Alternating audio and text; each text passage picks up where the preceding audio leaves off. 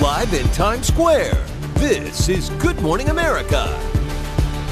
Good morning, America. Wildfires and record heat in the West that scorched more than 14,000 acres in Northern California and forced people from their homes. Hundreds of firefighters were deployed.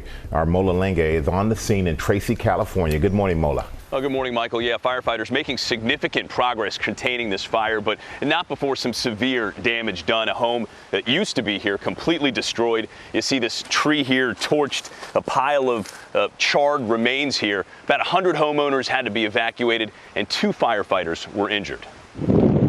Wildfires that started near the Lawrence Livermore National Laboratory about 50 miles east of San Francisco, torching over 20 square miles over the weekend, are finally starting to subside.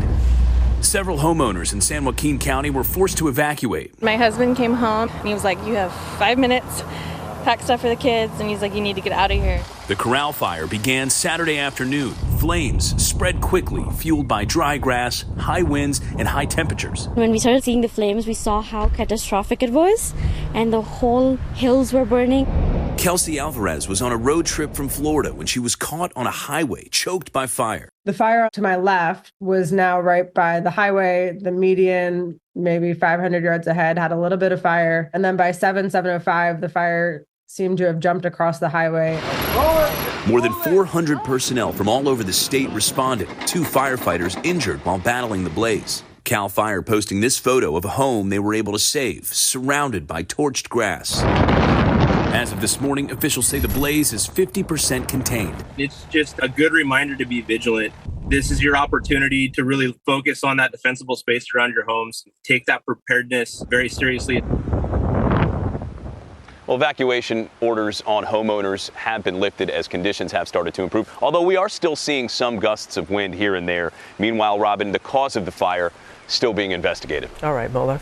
Thank you for reporting. Ginger, of course, tracking the fire threat and the record heat that is coming to the west, Ginger. Right. So the winds were the problem over the weekend. We're still going to see gusts to 30 miles per hour today and tomorrow. And here's the problem. We're going to take the temperatures and make them rise dramatically. By tomorrow, Tracy could see 100 degrees. So when you keep the dew point the same place, that is going to be a big difference between how much moisture is in the air and how hot it is, meaning the relative humidity will drop to as low as 20%. That is not good for fire behavior. So still a problem potentially for tomorrow afternoon. But excessive heat warnings are up and watches from Tucson to Redding. Las Vegas could see their earliest 110 on record that they've ever seen. And so usually that's more like an average of July 1st. We're about a month early, and it looks like we'll do it and stay above 110 Thursday and Friday in Las Vegas. Phoenix, hottest of the season, and could see a record 112, but even hot up to Boise as well. So this heat, get used to it, George, because we're going to see all the way through mid-June this area, Rockies, Pacific Northwest, much above average. Well, a lot of red out there. Okay, Ginger, thanks very much. We're going to turn now to the political fallout from the historic guilty verdict in Donald Trump's criminal trial. Top Republicans lined up to back the former president despite his status as a convicted felon, as Trump continued to lash out at the judge and key witness Michael Cohen. Rachel Scott is tracking Trump. Good morning, Rachel. Hey, George, good morning to you. Yes, former President Donald Trump is spending his time between now and his sentencing attacking the key witness in the case, going after the judge that will ultimately decide his punishment, and now demanding that the U.S. Supreme Court intervene. This morning, the Republican Party is rallying around Donald Trump after the former president was convicted on all 34 counts of falsifying business records. We're going to show them that we're going to fight. Trump defiant as he awaits sentencing, saying he's okay with potentially being sentenced to house arrest or jail time. I'm okay with it. I saw one of my lawyers the other day on television saying, "Oh, no, you don't want to do that to the president." I said, you don't beg for anything. You just, the way it is. The former president slamming the verdict as rigged and going after the judge who will decide his fate, calling Judge Juan Marchand a devil, and even attacking his former fixer Michael Cohen, calling him a sleazebag, a possible violation of the gag order still in place. The former president also struggled to say whether he would pursue revenge against his political enemies if reelected, claiming it's a tough question. My revenge will be success, and I mean that. But it's awfully hard when you see what they've done. President Biden slamming his rival and his GOP allies for attacking the justice system. It's reckless. It's dangerous. It's irresponsible for anyone to say this was rigged just because they don't like the verdict. But Republicans quickly coming to Trump's defense, This verdict has actually brought unifying our party. Donald Trump has said that his so-called retribution will be success. As his lawyers now prepare to appeal. We plan to vigorously defend President Trump's rights in the appellate courts all the way up to the U.S. Supreme Court if necessary. Trump also suggested there could be a, quote, breaking point for the public depending on the outcome of his sentencing. This morning, Democrats are calling that a dangerous appeal to political violence, and a reminder that sentencing is set for July 11th. That's just 4 days before the Republican National Convention, where the former president will officially accept the party's nomination, George. And it's not the first time he's had that kind of an appeal to violence. Okay, Rachel, thanks very much. Just bringing our political director, Rick Klein. We have some initial indications in a new poll. Yeah, good morning, George. Like so much else in politics, this is deeply divided the American people. 50% of Americans in our poll with Ipsos say that they think this is the right verdict. Only 27% saying they don't think it's the correct verdict, the right outcome. And almost half of the country thinks that Trump should actually end his campaign based on just this. And it's more striking if you just look at those who dislike both President Biden and former President Trump, the so-called double haters who could be so critical in this election. Among those voters, 65% think this was the right verdict, and 67%, 2/3, think that he should actually end his campaign. Of course, that's not going to happen, but those are big, big numbers among this very critical constituency. Yeah, and those double haters are critical, so are independents. Yeah, and there's another poll out just over the weekend from Reuters that looked at this, the actual political fallout, and get this is a big number. Among independents, 26% say they are now less likely to vote for Trump. That is a big chunk of the critical voters, and among Republicans, it's a smaller number, 11%, but still, if you think about it, 1 in 10 Republicans saying they are less likely to vote for Donald Trump. That is a big chunk of voters, and the kind of losses you really can't afford in an election that's likely to be this close. It's going to be so close. This is all going to happen in the margins. Exactly. Klein, thanks very much. Robin? All right, George. Now to President Biden endorsing a ceasefire plan for Gaza. Israeli Prime Minister Benjamin Netanyahu is now under increasing pressure to take steps to end the war. Our chief White House correspondent, Mary Bruce, has more for us there in Washington. Good morning, Mary. Good morning, Robin. Well, President Biden is extremely eager to end this 8-month war that has rocked the region and created a foreign and domestic crisis for him. And he is now blowing these negotiations wide open, detailing publicly what is on the table with the hopes that it will pressure Hamas and Israel to agree. But this morning, Israeli Prime Minister Benjamin Netanyahu is facing fresh pushback that's really putting him in a very difficult position. Look, President Biden outlined a 3-part plan that could ultimately lead to a permanent ceasefire and the release of all hostages. Biden saying bluntly that Hamas has been significantly degraded, that they aren't capable of carrying out another October 7th attack, and that it is time to end this war. Now, the White House is adamant, insisting that this was the Israelis' proposal, and while they aren't rejecting it, they say their conditions have not changed. They want to see Hamas's military and governing capabilities completely destroyed. And now 2 far-right Israeli leaders say they will bring down Netanyahu's government if he agrees to this deal, meaning the Israeli Prime Minister this morning is potentially being forced to choose between a deal that could end this war and the future of his own government, Robin. It does seem that way. And Mary, President Biden, we know he's heading to France tomorrow. Yeah, he heads out to France tomorrow. He's going to be there to commemorate the 80th anniversary of the Allied forces' D-Day invasion, of course, a critical turning point in World War II. French President Macron is also hosting an official state visit for President Biden. Robin, it's another busy week ahead here. It is. All right, Mary, thanks to you. Michael? All right, thank you, Robin. Now to jury selection in a Hunter Biden case. The unprecedented trial of the president's son on felony gun charges could impact the race for the White House. Our senior national correspondent, Terry Moran, is at the courthouse in Wilmington, Delaware. Good morning, Terry. Good morning, Michael. This is a historic case, but it is also a sad and sordid tale of drug addiction and its consequences in the Biden family, as in so many American families. And it carries the very real potential of personal and political pain for the president. This morning, the trial of Hunter Biden begins at the federal courthouse in Wilmington, Delaware, the first time in U.S. history that the child of the sitting president has gone on trial.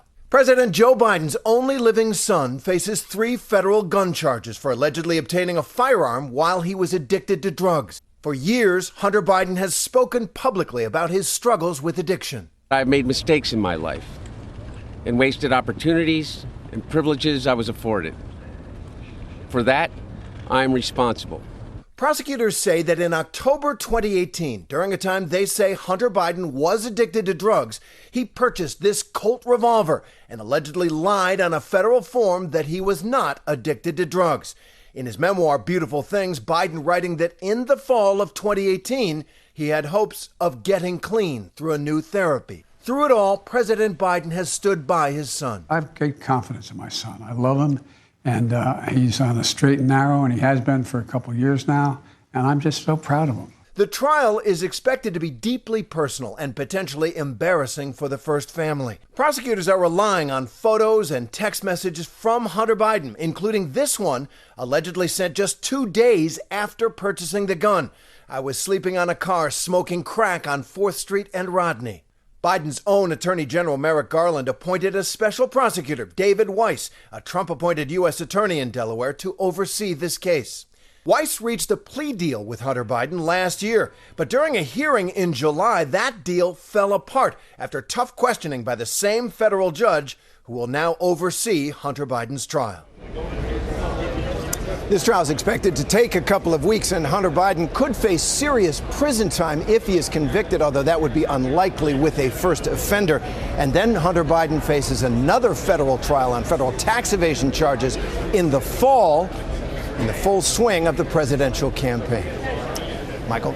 All right, thank you so much for that, Terry. George? Yeah, we're going to turn to breaking news from Mexico, where voters have elected a woman to be president for the first time ever. Matt Rivers in Mexico City with the details and how it could impact relations with the U.S. Good morning, Matt. Good morning, George. An historic victory this morning for Claudia Sheinbaum, who rose to national prominence here as mayor of Mexico City and now will take office later this year as Mexico's first ever female president. No matter your politics, this is a monumental moment for this country, where politics have long been patriarchal, where women were not even granted the right to vote until the 1950s. Sheinbaum is also Jewish, another first in this extremely Catholic country. Her closest challenger conceding overnight, Sheinbaum currently leading by roughly 30 points. The question now, how does she govern amidst myriad challenges? First among them will be public safety, as we saw firsthand during this election cycle. More than 230 people killed in election-related violence, according to Mexican consulting firm Integralia. Also, how does she handle the United States? Her mentor and current president, Andrés Manuel López Obrador,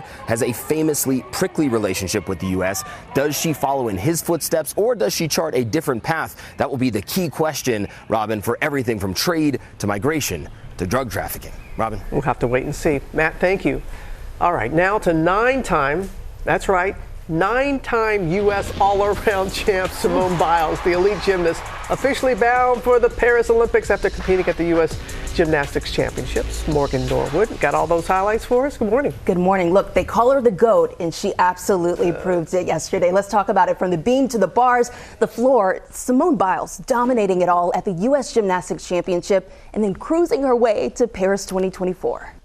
This morning, Simone Biles is flying high. Man, she looks good. Winning her record 9th U.S. Gymnastics Championship ahead of the Summer Games in Paris. The 7-time Olympic medalist dominating the floor exercise. Look how high she gets. It's ridiculous. Uneven bars. Smooth release moves. And balance beam. 3 flips right in a row. Handspring layout. Boom. The veteran stumbling on the vault while attempting a trick named after her, known as the Biles 2. Go double pike. Oh! Shaking it off, Biles saying, "I'm not mad," referring to her performance. I'm not mad? Is that what she just mouthed? Still, she sailed to victory, taking the top spot on the podium. Her closest competitor, Sky Blakely, almost 6 points back. Her family beaming with pride as the veteran battles back after withdrawing from some events during the Tokyo Olympics in 2021, citing struggles with her emotional health. I think that was the hardest part after Tokyo, is I didn't trust myself to do gymnastics. I knew that it would come if I started training again, but it was really hard to trust just myself. And Biles took a few moments during and after the competition to encourage fellow Olympian Suni Lee, who took a scary turn on the vault. So Suni continues to compete as she battles 2 forms of kidney disease. I mean, she's truly a class act on and off the floor. I mean, Simone Biles, incredible. And just to see her supporting her fellow teammates. That's right. I love how she said, "I'm not mad." I'm not mad. It's the confidence for me. That's it. Yes, That's I love it. Okay, Morgan. Coming up, our exclusive first look at Pat Sajak just days away from his final spin on Wheel of Fortune. Plus, this foul on Caitlin Clark making headlines. What both players are saying about that moment. And Chad Daybell, the husband of Lori Vallow, has been sentenced to death after he was convicted of murdering his first wife and two of Vallow's children. Wheel of Fortune. And now, here's your new host, Pat Sajak. Thank you. Thank you, Jack Clark. Morning, everyone. Welcome to Wheel of Fortune. Oh, my.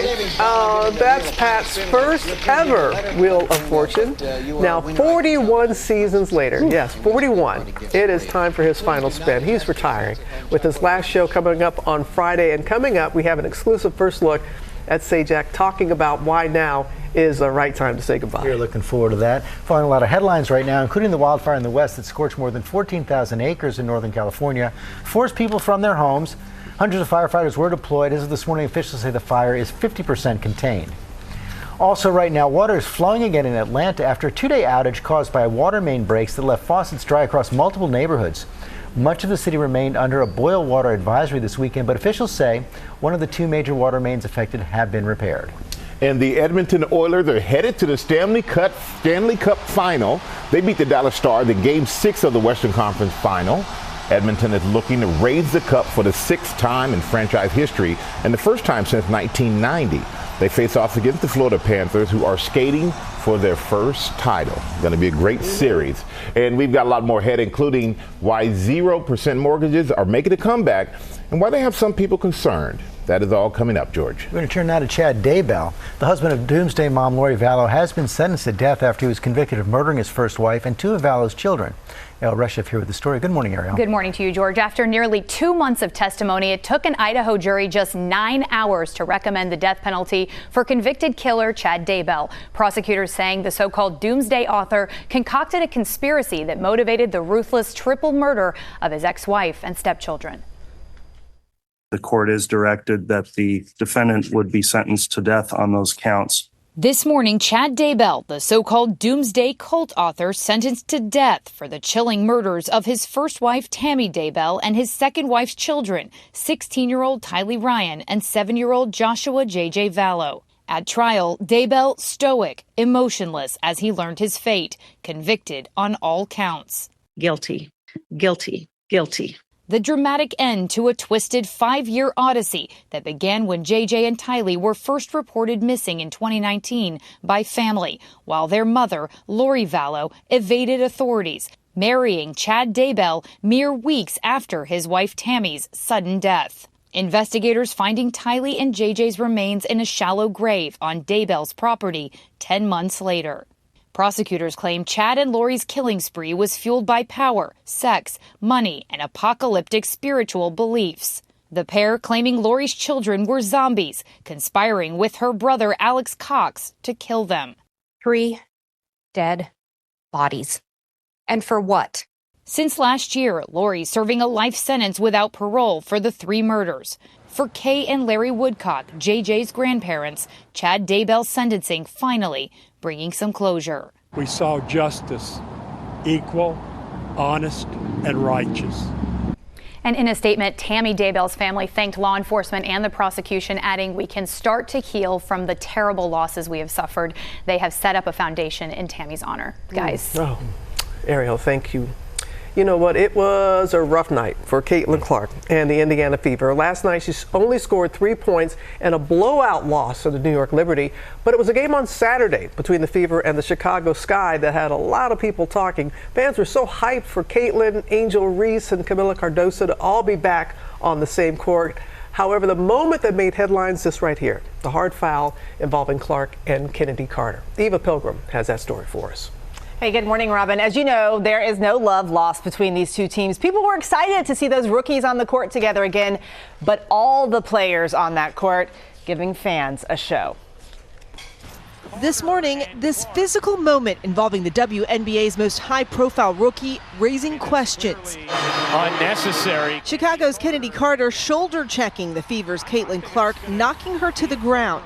The call initially deemed a common foul by officials. A little surprised that it's nothing more than a common foul beyond that. Shortly before that moment, what appears to be an exchange of words between the two on the other end of the court. Her and Carter were jawing a little bit back and forth the last few possessions. Clark addressing the incident after Saturday's game. I wasn't expecting it, but I think it's just like, just respond, come down, let your play do the talking. You know, it is what it is, I guess. I don't know. While Carter refused to talk about it during the post-game press conference, I ain't answering no Caitlin Clark questions. But defiant on social media, posting, "I love the hate more than the love. I'd rather you hate me than love me." Anytime you have a high-profile rookie who comes with a lot of hype coming into the league, there are veterans who are going to want to send a little bit of a message that this is still their league. This is something that Caitlin is going to have to work, to become a star in this league. On Sunday, the WNBA upgrading Carter's foul to a more serious flagrant 1 violation,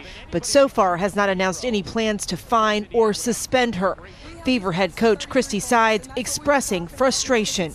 We just keep sending all these clips into the league, and they keep telling us why we're not right about our calls, or what we think. But we're going to keep doing it. The physicality of the league receiving more scrutiny. Fellow high-profile rookie Angel Reese was on the receiving end of this blow recently. Knocked to the floor by Alyssa Thomas.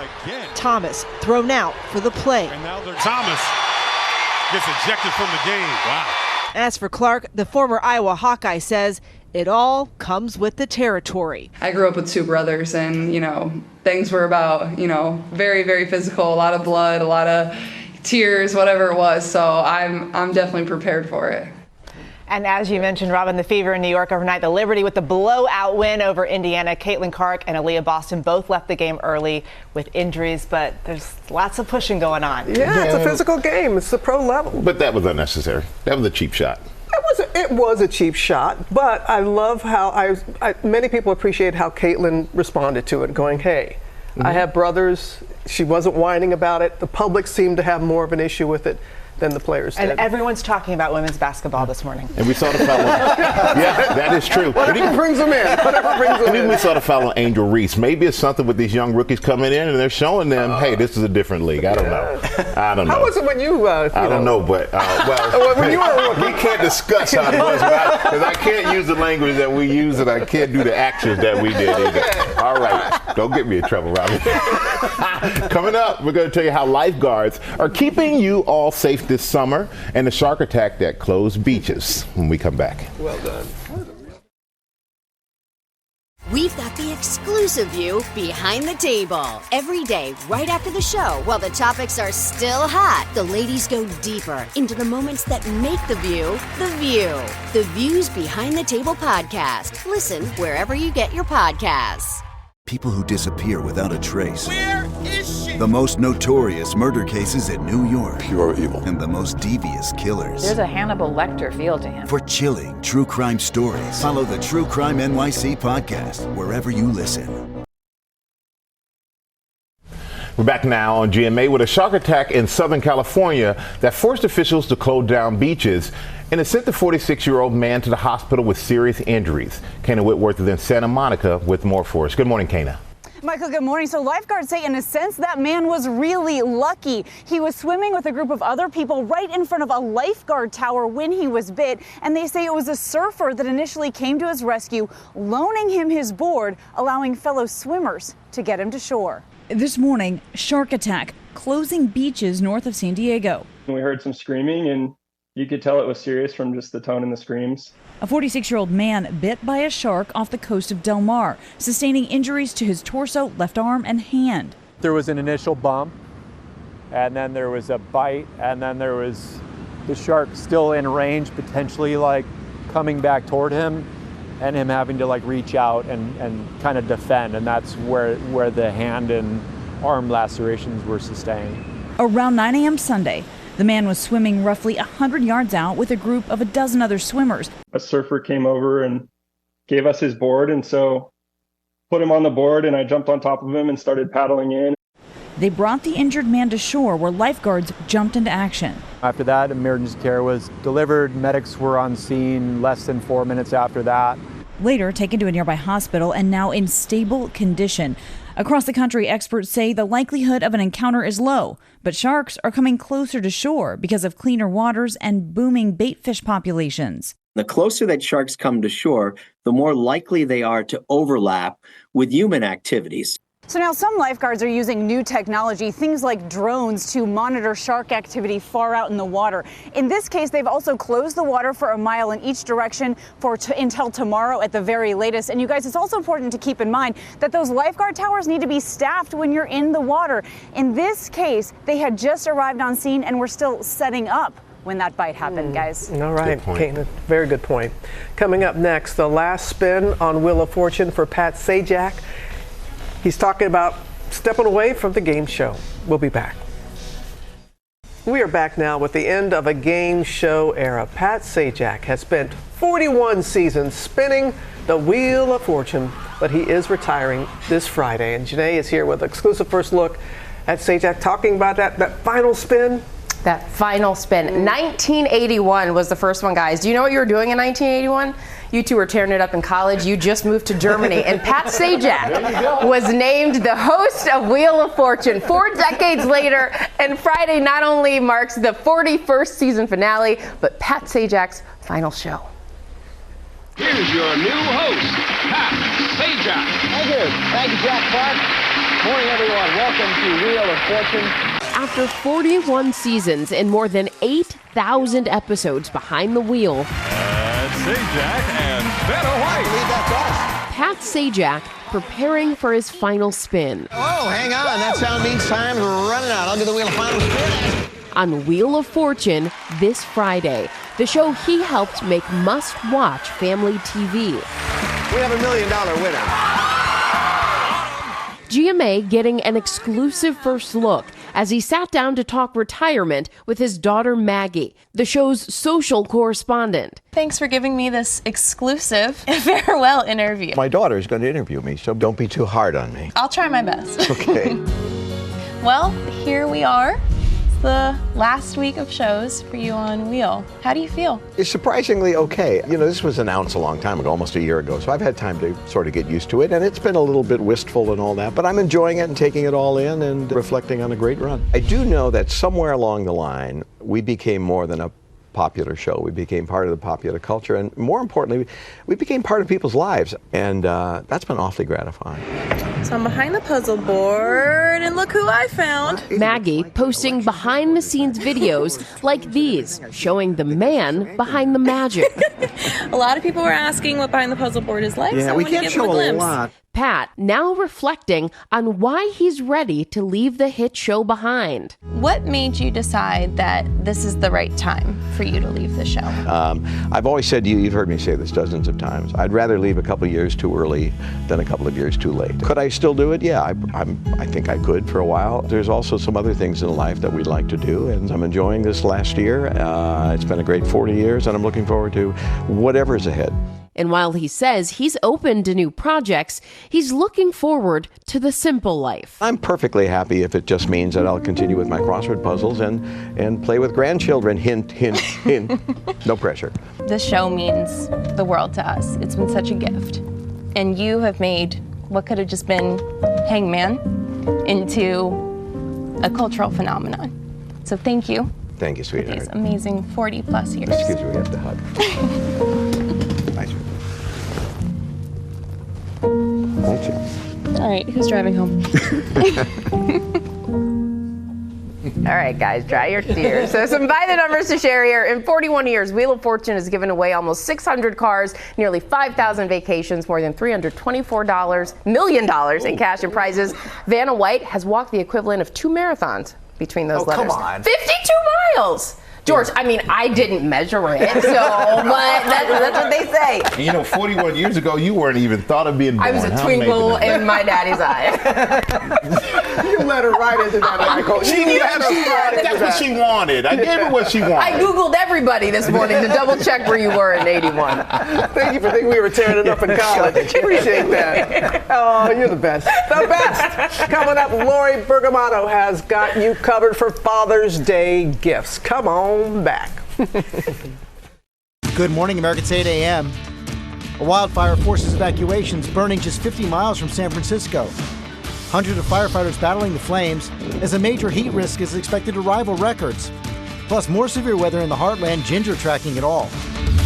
Jimmy Kimmel's 7-year-old son, Billy. Our son Billy had an open heart surgery. He's doing very well. Now Billy's lead surgeon, speaking exclusively with GMA. It's got to be the most scary thing that a parent goes through. Sharing new details about his heart condition and recovery. New diet boom. What to eat when you're not hungry on Ozempic and Mounjaro. How the soaring popularity of drugs used for weight loss is changing the way many people are eating. How to get the nutrition and maintain the muscle mass you need. 0% down mortgages being offered again for some buyers. Rebecca Jarvis is here to tell us who's eligible and what the risks are. First, look at the top stories breaking today. We start with the record heat. And the wildfire in the west that scorched more than 14,000 acres in Northern California forced people from their homes. Hundreds of firefighters were deployed. Ginger, of course, is tracking it. Good morning, Ginger. Hey, good morning. You know, thankfully, those evacuations have been lifted so people can get back in. But the fire danger is still up, with 50% of that coral fire contained. This is Tracy, California. What's going to happen, we'll still see gusts up to 30 miles per hour today and tomorrow. But tomorrow, the temperatures are going to hike up to around 100 degrees. The relative humidity will fall, and so you're going to end up being much drier with those gusts. Then the winds kind of really subside as we go through the week. And it's still hot because the excessive heat watches up from Tucson and Phoenix up to Redding, California. Las Vegas could end up with those excessive heat warnings with their earliest 110 degrees on record. Usually that happens more like July 1st, so we're quite a bit above average or earlier than average. We'll stay there through the end of the week. Phoenix will too. Boise and Redding, both above average, but not quite to the record territory. And just a quick look, that's going to continue, but this big dip in the jet stream starting to develop, and that makes us cooler than average here, but sometimes comfy for golf or whatever you want to do. I like that, Jimmy. Thank you. Yeah, you got it. All right, thanks for that. Now we're going to turn to the housing market and the return of 0% down mortgages. One company is offering them to some home buyers, bringing back memories of the mortgage crisis of 2008. Chief Economic Correspondent Rebecca Jarvis has the details for us. Good morning, Rebecca. Good morning to you, Michael. This is a new program launched by one of the country's largest mortgage lenders called United Wholesale Mortgage, and it's being marketed especially to first-time home buyers who have solid credit scores, dependable incomes, and reliable jobs, but can't make that down payment up front. So the way it works is you get a first mortgage that covers 97% of the purchase price, then a second mortgage for the remaining 3% that doesn't accrue interest but needs to be paid back in full as a balloon payment when the home is sold or you refinance. So I want to put this into real terms here. Let's say you're buying a $400,000 home. You get a conventional loan for $388,000. Then you take that second loan out for $12,000, and it doesn't cost you any interest or need to be paid back until you sell or refinance. Financial experts believe these loans can make sense for some potentially creditworthy buyers who just haven't scraped together a down payment. But let's say you lose your job or you get sick or you need to relocate and you need to sell your house. The risk is that then immediately you're on the hook for that 3% balloon payment, that $12,000 in our case. If home values fall, you may not be able to sell the home for as much as you bought it for, but you'll still have to come up with that cash or default on the loan and face foreclosure or damaged credit.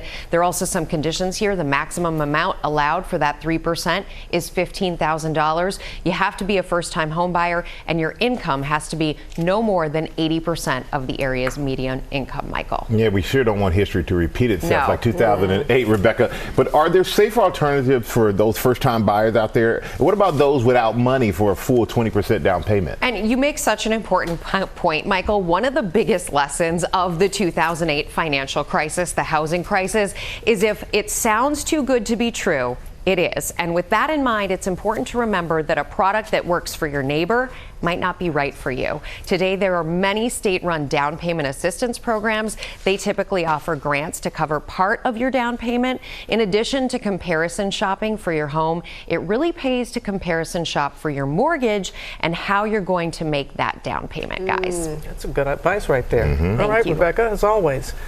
Now to the 80th anniversary of D-Day. More than 60 World War II U.S. veterans arrived in France over the weekend for ceremonies.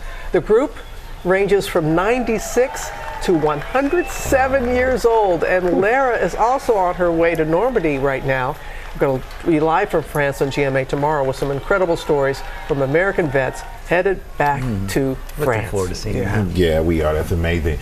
And you know what else is amazing? It was all about the caddies on the green this weekend. Golfer C.T. Pan had 4 different caddies, including a very happy fan. Can you imagine that, coming out of the crowd to do that? A fan? That was, a fan. And that happened during the final round at the PGA Tour's RBC Canadian Open.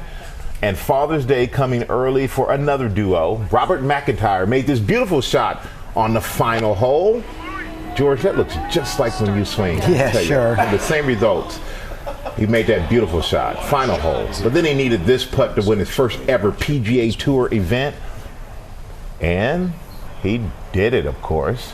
And look who's the first to congratulate him. A father and his son. dad, Dougie, who also happens to be his caddy. McIntyre said he was speechless afterwards, explaining, "I'm crying with joy, but I'm laughing because I didn't think it was possible. My dad taught me the game of golf. I can't believe I've done it with him on the bag." That's and Dad is like, "I'm so proud of you, son. I'm glad you did it. Where's my 10% cut the caddies get?" There we go. Coming up in our GMA Morning Many, the lead surgeon for Jimmy Kimmel's son Billy on Billy's heart surgeries and prognosis. That's a GMA exclusive. Also ahead, why popular medications used for weight loss are leading to a boom in high-protein products. Dr. Ashton breaks down what you need to know. Plus, the perfect gifts for every dad in your life.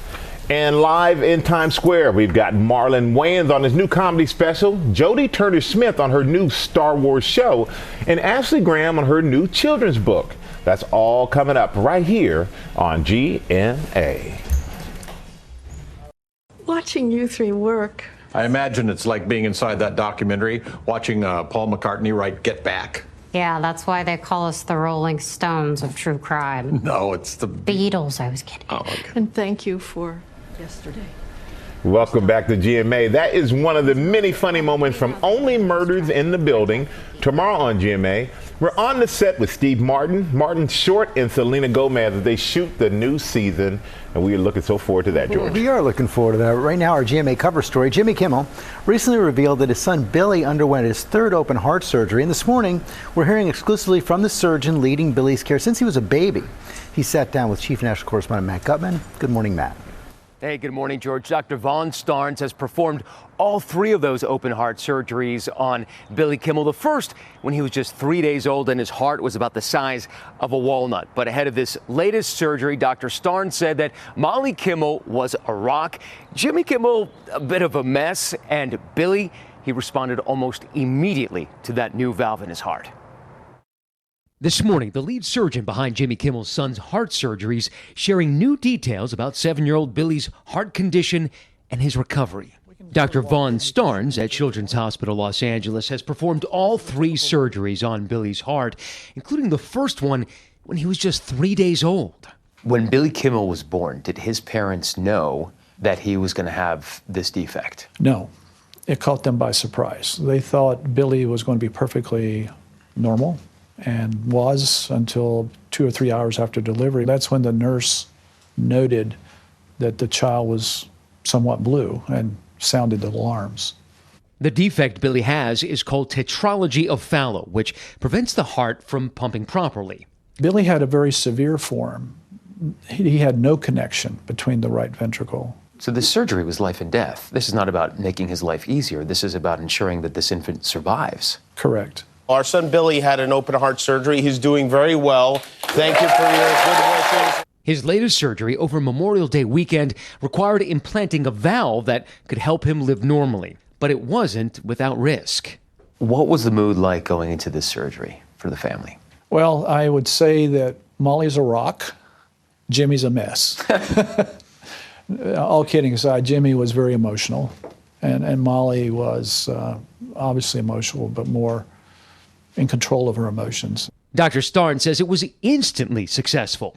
Jimmy sharing this video from when they returned home last week, Billy running away from a hawk that had gotten into their house. Were you surprised that he was able to be so active right after getting home from the hospital? I knew after putting a valve in there he would improve. I didn't expect it to improve that fast. Dr. Starnes saw the Kimmels again last week. What does it feel like when you see a kid who was really struggling before the operation, and then post-op, he's like a different child? It's the greatest joy that I have. After 30 years, it never gets old. The greatest joy, and there are no expected limitations that Billy's expected to have, according to Dr. Starnes. He says that he might not recommend Billy play contact sports in the future, but other physical activities, soccer, golf, are par for the course. And of course, the best news for the Kimmel parents is that Billy is not expected to have to undergo any additional heart surgeries. Guys, that is great news. All right, Matt, thank you. Now to the science of you. The rise in medications used for weight loss means that the people who take them may need to make serious changes to their diets, and a growing area of concern is protein intake. Becky Worley joins us with a closer look. Good morning to you, Becky. Robin, good morning. Whenever you're losing weight, the goal is to get rid of fat, but along the way, some muscle may be lost. How much muscle depends on a few factors, and one of them, your protein intake, is being marketed like crazy to those on prescription medications like Wegovy, Mounjaro, and Zepbound. What to eat when you're not hungry on Ozempic and Mounjaro. High protein products are all the rage. They're your standard protein shakes and bars, but protein chips? Protein pastries? Donuts? There's even some waters that have some added protein in there now. This push for protein is likely attributed to the rise in new obesity drugs like Wegovy and Zepbound. Bernicia Cooper of Texas says she lost 76 pounds on Mounjaro, a drug some use for weight loss, and says her doctor told her to increase her protein intake to prevent muscle loss. In the beginning, it was super hard because she had set a goal for me to get 90 grams. And so I was like, oh my goodness, that's so much protein. The marketing push to people on weight loss drugs so intense that nutrition chain GNC launched a GLP-1 support section in all of its stores with lots of protein products. And the world's largest food company, Nestle, announced a new line of $5 items like frozen pizzas and protein-enriched pastas hitting the shelves in October. Other companies offering high-protein prepared meals. When someone's on these medications, do their dietary needs change dramatically from, say, someone who's not receiving medications for weight loss? Yeah, I think it's important to remember that when you lose weight, you're losing both fat mass and free fat mass or muscle, right? Specialists say one way patients taking weight loss medications can try and maintain muscle mass when losing weight is by making sure they eat enough protein. It has definitely helped with just me building muscle. A focus that's better for those on weight loss medications and for many of us just trying to eat a healthier diet. Talking to your doctor about what's right for you is key, but one thing to consider, some preliminary studies suggest that protein should really be consumed consistently throughout the day. So try and avoid eating just one high protein meal at dinner, for example. And remember that one of the most important aspects of maintaining muscle mass is resistance exercise. Lifting is key. Robin, it's a leg day for me. You can't skip leg day. No, you cannot. Hey, Becky, as always, thank you. And we're going to speak to our doctor, our chief medical correspondent, Dr. Jennifer Ashton, to walk us through the different ways to get protein, that intake. Why is this so confusing to so many of us? Well, it is confusing because it's complicated, and I'm glad we're talking about it because we have to distinguish between a media or marketing headline and a medical headline. So it is not one size fits all. There is a big difference between muscle mass and muscle function. So people with obesity have more muscle mass at baseline, but they have poor quality, poor functioning muscle. When they lose a significant amount of weight, more is likely to be from muscle mass when they take the GLP-1 agonist, but that does not, I repeat, does not adversely affect how their muscles that remain function. So I think when you talk about the average person, you have to really ask, what's average? Are you a postmenopausal woman? Are you an elite athlete? Are you a person with obesity? And then you have to go through a calculation. The overall weight-based calculation, so get out your calculators and we'll put this on the website, take your weight in pounds, divide that by 2.2, and then multiply that by 1.5. That is the daily amount in grams of protein that you should strive for. So how much is that for you?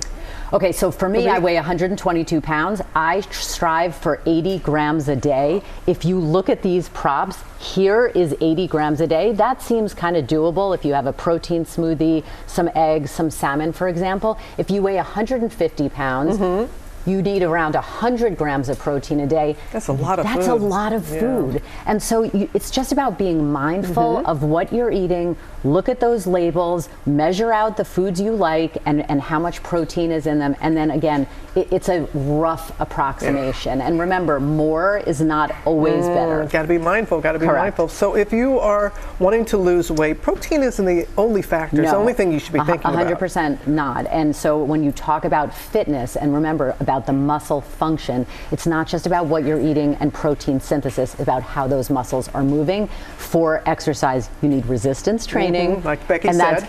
Women as well need to lift weights, resistance bands. You need cardio for endurance. You need balance and flexibility. It's a holistic style of fitness. And follow Dr. Jen, because you will see The bands. I know with the bands, but that's so good. I'm trying to work on my little chicken wings here. But I'm going for strength, not thinness. And I think that's the key. It's fitness and power. It's knowing what, like you said, it's not one size fits all. What is it that you are trying to get out of this? All right, we'll see you on GMA 3. Yes, you will. All right, now. Father's Day is just around the corner, and GMA Lifestyle contributor Lori Bergamato is here with great gift ideas. All of these products are shoppable. Good morning to you, Lori. And this first one, it's for a dad who's a little bit of a jokester. Yeah, you know you love a dad joke. Happy early Father's Day to you, by the way. So this is from Harry and David. It's 7 days of dad jokes, and who doesn't love a good corny dad joke? So much so, Michael, will you do us the honors of maybe reading that one for us, please? Why don't eggs tell jokes? Why? They crack each other up. Oh, good one, good one, good one.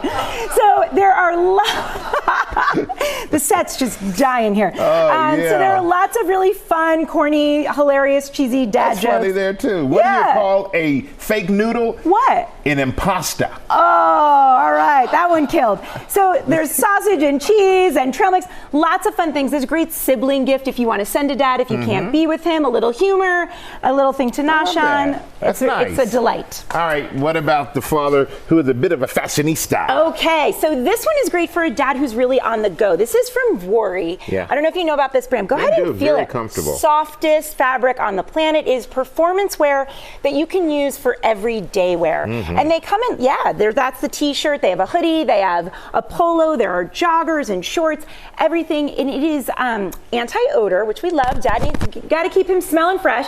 It has UPF. It's great for working out or wearing. If Dad likes to golf, he can wear that. This all starts around $54. Really comfortable and looks fantastic. All right, Chill Dad. Chill Dad, everybody knows and loves Yeti for its performance. Really durable. Never seen this one. Oh, well, we actually have one customized for you right here, Michael, with your name on it.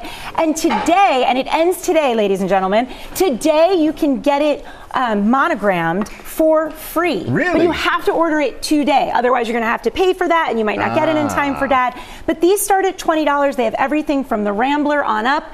And so, that one's for you, Michael Strahan. I need it. I need to make sure I get all my water in. There you hydration. go. Okay. All right. Controversial, the croc, right? Now, this is for the trendy dad. Okay. And if he likes Crocs, he likes practicality, he likes fashion, he likes function, this is where it's at. These we got on Zappos, lots of different colors. They start around $40. These might look a little different to you because they don't have the holes. Yeah. It's a little more streamlined for the more mature dad. Yeah, and one who doesn't want to show the toes. There you go. And they're easy to clean, and they have a heel cup for comfort. So really great for a dad who's like on his feet a lot but wants to look kind of cool. And what about the hobbyist The dad? hobbyist, we love this. A great camera. It's actually waterproof. You can attach it to your boat. You can attach it to your kayak. Your friend and mine, Gary, our head of props, he actually used this weekend. He put it on his kayak. There he is riding a bike in his GMA shirt. He put it on his kayak. That was in his swimming pool, by the way. The water was too clear. That's definitely not. Come on, Gary. Oh, we love Gary so much. This is around $50 at Walmart. It's a great value, and it can do so many cool things. And speaking of cool things, this is really cool. Everybody was very excited about the dad hoodie. So what this is a really comfortable tri-fleece hoodie, but inside it has all these different pockets. So you can fill it with everything you need. You keep your person free, no diaper bag. Some of the producers were like, oh, can I actually use this on remotes? Because you can just put everything in there. It's so great. Michael Sherry, we're gonna get you in a dad hoodie yet. Yeah, let me tell you. well, I'm done with that part of my life, but I'll take the hoodie and put something else in it. I'll put my Yeti over there with my water in the hoodie. Happy Father's Day, friend. Thank you. Yeah, don't forget your dads out there, okay? Take care of them for Father's Day. And all of these items are shoppable on our website. Lori B, thank you so much for making a lot of dads happy. And coming up, our guy, Marlon Wayans, is here live.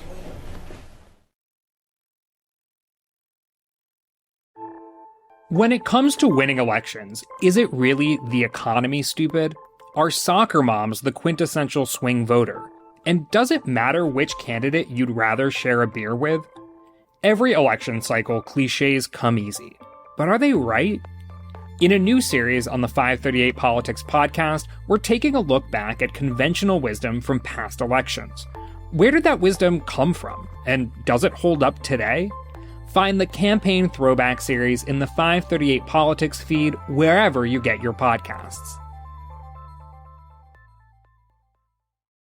Lainey Wilson, now streaming on Hulu. The story you haven't heard. I experienced a lot of heartache. I'm a tough woman, but it's not easy. Lainey Wilson. It's taken me a really long time to even get to this moment. And the CMA Award for Entertainer of the Year goes to Lainey Wilson. Hey y'all, it's Lainey. I cannot wait for you to see my special streaming on Hulu. This has been a wild ride, and you'll get to ride alongside me on this journey. Lainey Wilson, Bell Bottom Country, now streaming only on Hulu.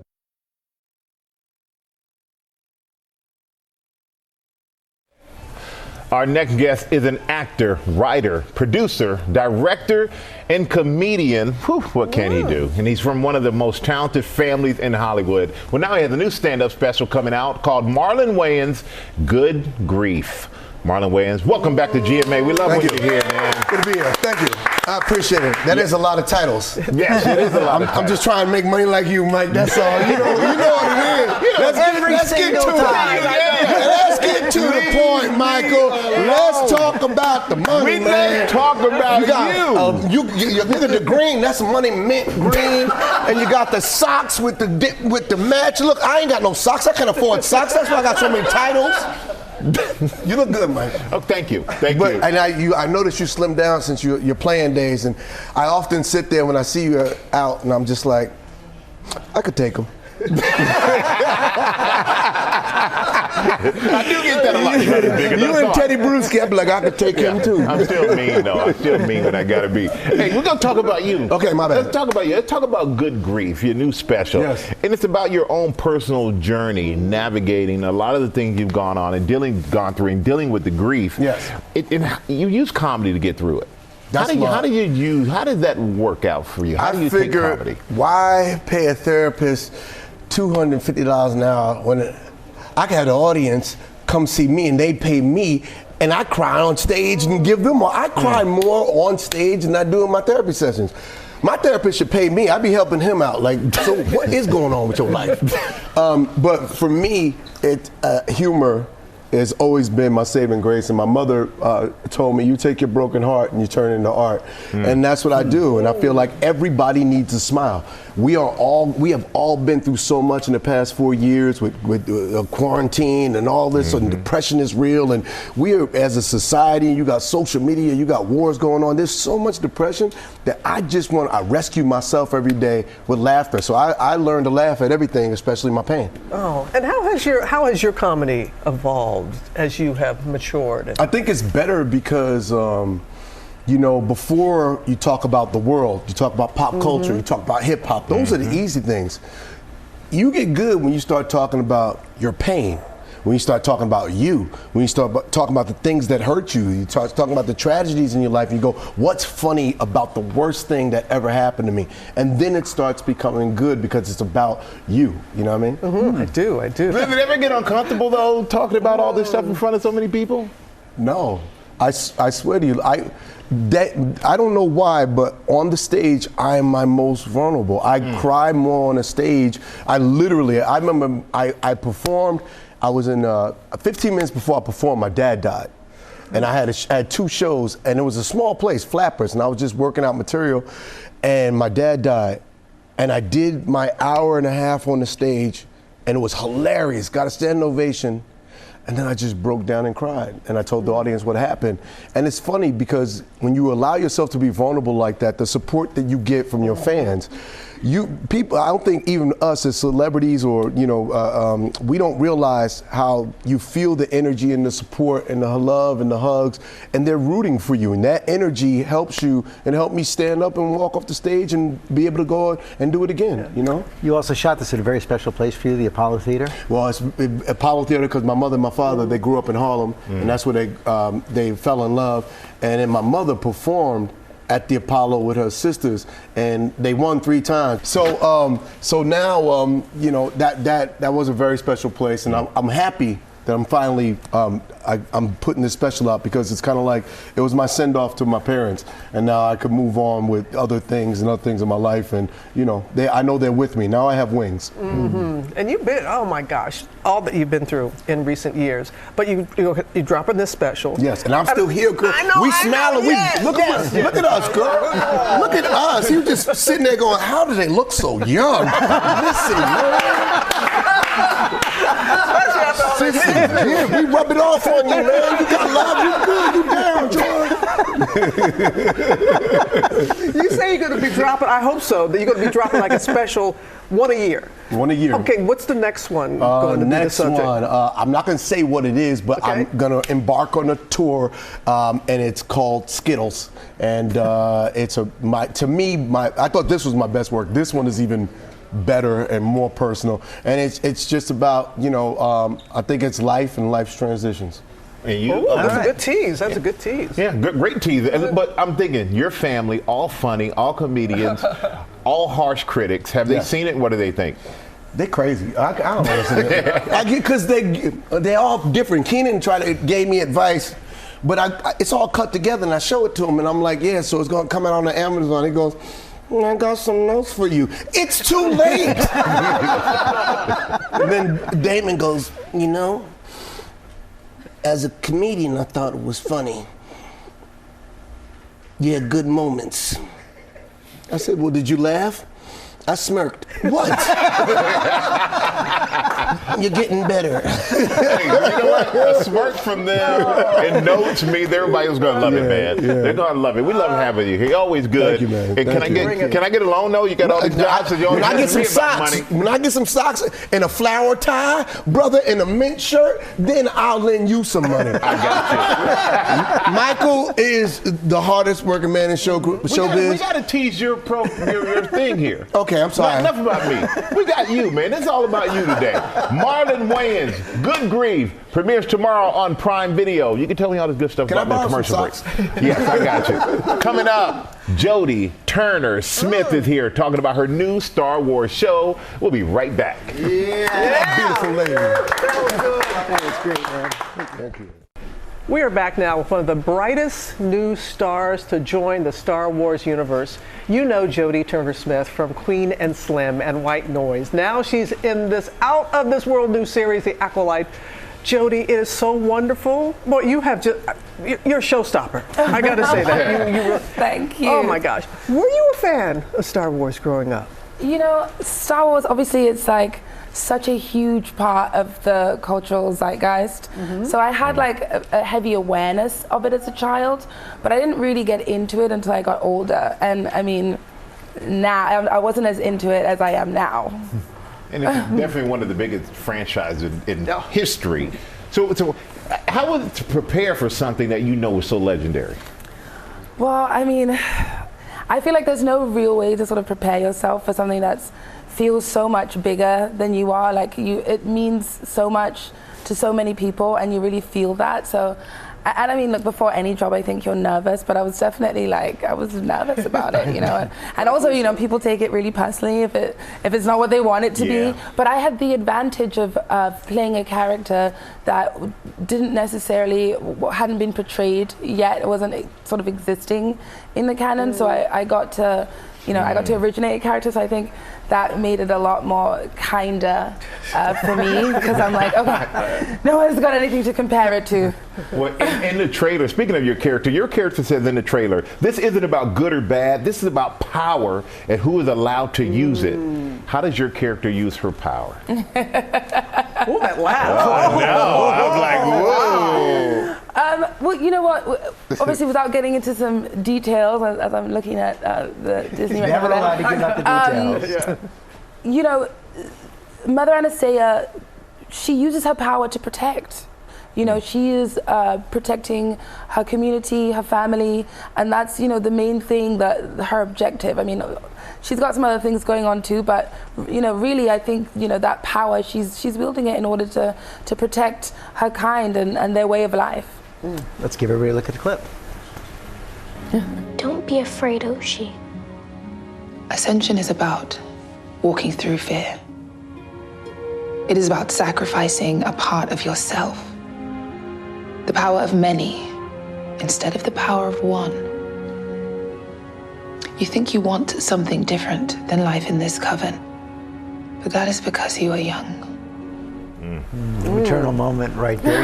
You also have a young daughter at home. What did she think of the trailer? Okay, look, listen, in my defense, so my daughter, like, anytime I'm doing anything, I mean, she loves movies. She's like, even from when she was much younger, it's like she will sit there like watching something. And so, you know, when the trailer, you know, when they sent it to me, I was like, oh my God, I need to like watch this immediately on the television, like on the biggest screen that I have available to me. And so I put it on and I was with my daughter and I was like so excited, like, look, it's, you know, it's Mummy, because she loves this little Star Wars cartoon. And so I was like, look, it's Mummy in Star Wars. And she was like, scary. And I was like, oh, sorry, there's a lot of lightsabers going off. And, you know, I was like, wow, okay. But I just was so excited. I wanted to see it. I was like, and when I saw it, I mean, I was so excited. I've never been so excited to watch myself in something as I am to watch myself. Yes. Wow. I mean, I literally, when I saw the trailer for the first time, I jumped in the air. Like, I was like Zendaya at the end scene of Challengers. I was like, come on! I was so excited. I'm thrilled. I'm so thrilled. Oh, well, we hope that you always had that feeling. Yes. Always have that. Remember that. Remember that feeling. You are a delight. Star Wars: The Acolyte series launches tomorrow. The first 2 episodes exclusively. Are you ready, Michael? Because you keep checking in on this. I'm ready. On Disney Plus. Okay. It's June, and we're kicking off our Pride coverage with GMA Out Loud. Well, this morning it's all about ballroom culture and how it's helping people find community on and off the dance floor. Morgan Norwood is back with the story. Hey, Morgan. Hey, good morning to you, Michael. Well, have you heard of the term voguing, right? Yeah. You know how to hit it? All right. Somebody remembers Madonna's 90s hit song. But look, Michael, those moves date back to decades earlier, and it all started with ballroom, an underground LGBTQ plus subculture that emerged in the 70s as a community of resistance against hate. Well, now it is a global genre that continues to thrive. The ballroom scene has permeated pop culture for decades. Kevin Aviance is a drag icon and was featured on Beyonce's Smash Dance album, paying homage to ballroom's radical freedom of expression for the LGBTQ plus community and the houses that fostered a sense of belonging. A house is another form of a family that you are asked to be in, or you create yourself. Credited for paving the way for ballroom culture in the 60s was Crystal LaBeija, a Black transgender woman and founder of the House of LaBeija. Featured in the iconic 1990 documentary, Paris is Burning. Fast forward to now, there's a new era of ballroom, which is enjoying a renaissance of its own. Meet the House of Silk. S-I-L-K. And the House of Zara. Duking it out at the LGBT Center of New York City. They come from many tough backgrounds, and so that's the glue that bonded them and brought them to ballroom. Showing us how it goes down inside the electrifying, vibrant, chosen family of art and fashion, and of course, dance. It's a camaraderie. It's a collection of people getting together and celebrating each other. It's really incredible to see the creativity. The first category is face.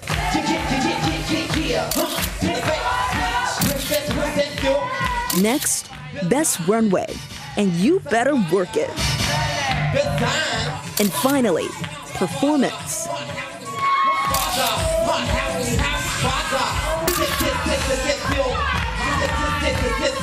There's usually just one winner. Look, we're all winners, baby. It has to feel pretty special for queer communities of color to see their community and their expression of creativity really being embraced, to know that you are really the people who are shaping culture. And look, ballroom is more than just a competition, right? It is artistic expression that even today is woven into a lot of mainstream culture, from makeup, hair, even some of our common day slang. If you've ever heard the words or said them, fierce, work, slay, that all stems from ballroom. But one thing's for certain, Michael, its legacy is truly here to stay. You know, that was fierce. Way to go, Morgan. Great job. You slayed it. That's right. Thank you. And coming up, Ashley Graham is here with her new children's book, a kid's book about beauty. We'll be right back. There you go.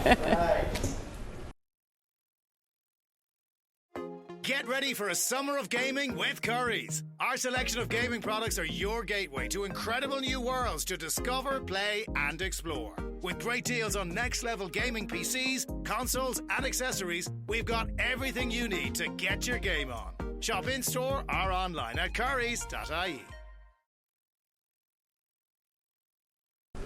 We are back now with supermodel, entrepreneur, and mom, Ashley Graham. She is now out with her debut children's book, a kid's book about beauty. Welcome. We are so happy to see you again. Thank you. And we were just saying, we're both boy moms, and this is, though, a book that you wrote, and tell us about it, but it was for your 9-year-old self. Yes, I did dedicate a kid's book about beauty to my 9-year-old self, because I remember being 9 and thinking back to what I imagined my hair should look like, or not having cellulite. Oh my God, cellulite started, back fat, rolls, tummy, big arms. And I want that 9-year-old girl who is looking at herself in the mirror to know that that's okay. That's your body. It's strong. It's the one that you were given. Embrace it, love it, cherish it. Because all the things that I didn't do, I want her to remember to do that. And that's what this book reminds her to do. And it's so, and him too, right? Boy moms. Boy it's moms for our boys. It is. It's for everybody. But the identity from that age is very important. But this is for adults too. It is. It's very important. So as I was coming up with the concept of what I really wanted the book to kind of embrace, it really went back to affirmations. And what my mom taught me growing up was just speaking well of yourself. And that's why I say that this book really is for adults as well, because what my mom instilled in me was that she never spoke bad about herself in front of me and my sisters. And I will always do that in front of my boys. I will always speak kind words to myself. I will always edify who I am around them and them as well. Because when you say one bad thing about yourself in front of your kids, they soak it up. They know that they're a product of you. So they internalize that whenever you say something bad about yourself. So that's really also what this book is challenging adults to do, is to speak well of yourself. Imagine that. Right, and that's okay, because societally we were not trained that way. No, we necessarily. were not. No. So you have affirmations that you do, and can you share those with us? Because I think everybody doesn't realize how simple it can be. It can be, and I think that affirmations are always evolving. And the ones that I started with when I first realized how powerful my words were is, I am bold, brilliant, and beautiful. And I am bold because I was walking into a whole industry that didn't understand who I was. I am brilliant because I was diagnosed with ADD and dyslexia at a young age, and I needed to remember that I was smart enough and capable enough to do and perform the way that I wanted to. And I am beautiful because I was breaking down norms of society's idea of what beautiful is. And that's where I started, and they have evolved and they have changed, and each day my affirmations are a little bit different, but that's the whole point of it. Whatever's coming out of your mouth is what is going to be a reality. It's not weird, it's not hokey, it's not something woo-woo. This is just the reality of what it is. And I think that it's important that we just watch our words, especially around our kids. We give them the language that they use for themselves. Here we go, Mama. Thank you so much, Ashley. It's so beautiful to have you here. I can't wait. Ginger. I'm going to show my boys the book. Yeah. They're at the perfect age. Not that there is any perfect age for it, but a kid's book about beauty is out tomorrow. We can't wait to read it. Thank you. Thanks, you. Ginger. We'll be right back. And before we go, we want to say thank you and happy retirement to Andy Lawrence. You see him right there, GMA's London-based cameraman, retiring after 50 years in the business. His first GMA assignment was Charles and Diana's royal wedding. He has been there for interviews with heads of state, sports stars, royal families. Andy, you will be missed. Thank you for everything. We give you our best. Yes, we do. 50 years. Thank you so much. Sunshine. Oh, yes, without a doubt. Thank you guys for watching.